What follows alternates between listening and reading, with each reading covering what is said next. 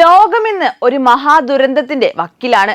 നയതന്ത്രങ്ങളും ചർച്ചകളും പരാജയപ്പെടുന്നിടത്ത് തോക്കിൻ മുനയിൽ അധികാരം സ്ഥാപിക്കാൻ ഒരു പുതിയ ലോകക്രമം പിറവിയെടുക്കുകയാണ്. 2025 ഡിസംബർ 22 ലോകമന്ന് ഞെട്ടിയത് അമേരിക്കൻ പ്രസിഡന്റ് ഡൊണാൾഡ് ട്രംപിന്റെ ആ ഒരൊറ്റ പ്രഖ്യാപനത്തിലായിരുന്നു. Trump class യുദ്ധക്കപ്പലുകൾ. ഇത് വെറും ഒരു ആയുധമല്ല, ലോകത്തെ മുഴുവൻ ചുട്ടരിക്കാൻ ശേഷിയുള്ള കടലിലെ അഗ്നിപർവ്വതങ്ങളാണ്. രണ്ടാം ലോക മഹായുദ്ധത്തിന് ശേഷം മാനവരാശി കണ്ട ഏറ്റവും ഭീകരമായ ആയുധ പന്തയത്തിന് ഇവിടെ തുടക്കമിടുകയാണ്. ഒരു കപ്പലിന് ഏകദേശം $15 ബില്യൺ അഥവാ 1.25 ലക്ഷം കോടി രൂപ. അങ്ങനെയുള്ള 25 പടക്കപ്പലുകളാണ് ട്രംപ് നിർമ്മിക്കുന്നത്. ശതകോടികളാണ് കടലിന്റെ ആഴങ്ങളിലേക്ക് അദ്ദേഹം വലിച്ചെറിയുന്നത്. ചൈനയെ തകർക്കാനാണ് ഈ പദ്ധതി എന്ന് അവകാശപ്പെടുമ്പോഴും ലോകം ഭയക്കുന്നത് മറ്റൊന്നാണ്. ഇത് മൂന്നാം ലോക മഹായുദ്ധത്തിന്റെ ആദ്യ വെടിയൊച്ചയാണോ?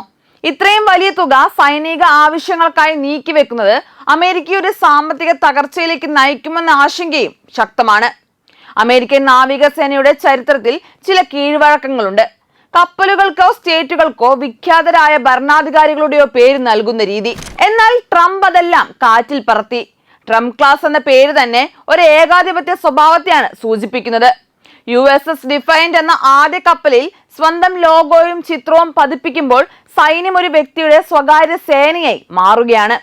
തന്റെ രാഷ്ട്രീയ വിമർശകരെ തീവ്ര ഇടതുപക്ഷ മാലിന്യങ്ങൾ എന്ന് വിളിച്ച് ആക്ഷേപിക്കുന്ന ഒരു പ്രസിഡന്റ് അമേരിക്കയെ ഒരു ബനാന റിപ്പബ്ലിക് ആക്കി മാറ്റുകയാണോ എന്ന് രാഷ്ട്രീയ നിരീക്ഷകർ ചോദിക്കുന്നു. എന്താണ് ഈ ട്രംപ് ക്ലാസ് കപ്പലുകളുടെ കരുത്ത്? ഇത് കേവലം ഒരു കപ്പലല്ല, മറിച്ച് കടലിലെ ഒരു മരണദൂതനാണ്. 40,000 ടൺ ഭാരമുള്ള ഈ ഭീമൻ കപ്പലിൽ ഹൈപ്പർസോണിക് മിസൈലുകൾ, ആണവായുധം വഹിക്കാൻ ശേഷിയുള്ള ക്രൂയിസ് മിസൈലുകൾ, ശത്രുവിനെ നിമിഷനേരം കൊണ്ട് തകർക്കുന്ന ഇലക്ട്രോ മാഗ്നറ്റിക് റെയിൽ ഗണ്ണുകൾ, ഇതിലെല്ലാം ഉപരിയായി കൃത്രിമ ബുദ്ധി അഥവാ AI നിയന്ത്രിക്കുന്ന കമാൻഡ് സെന്ററുകൾ. എന്നാൽ ഇതിലെ ഏറ്റവും വലിയ അപകടം ഇതിലെ AI തന്നെയാണ്.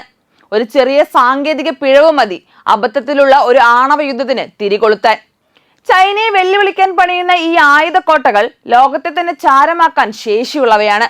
ചുരുക്കത്തിൽ ട്രംപിന്റെ ഈ മാസ്റ്റർ പ്ലാൻ ലോകത്തെ സമാധാനത്തിലേക്കല്ല, മറിച്ച് വിനാശത്തിന്റെ മുനയിലേക്കാണ് നയിക്കുന്നത്.